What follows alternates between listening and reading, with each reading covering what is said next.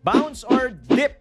Using the daily time frame, if you're going to notice, simpleng analysis lang po, after this rally, kay bam bam bam bam bam, iniwan yung blue, first time tinatch yung blue. So pag tinignan mo din yan, similar to this rally, bam bam bam bam bam, tinatch yung blue, tumatalbog tayo, tumatahi sa blue until breakout, lumayo, ngayon tinatouch na naman. Kung uulitin ni Bitoy yung kanyang ugali, so ine-expect natin na pwede na naman tumahiyan dun sa blue line and taking this as your resistance, previous high. From there, so yan yung bounce ha, okay na scenario. From there, we'll see kung kayang i-break itong area na yan. Titignan po natin.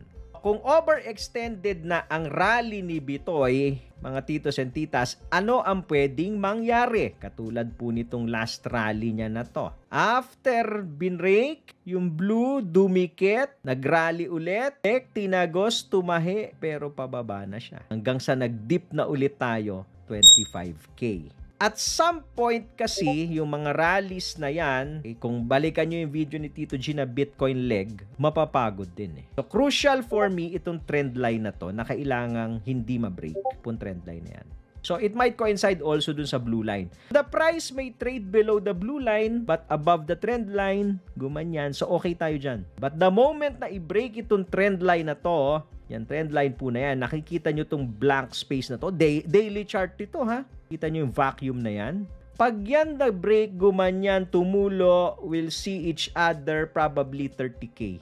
32, 30K. Let's see. Follow for more Tito Moves!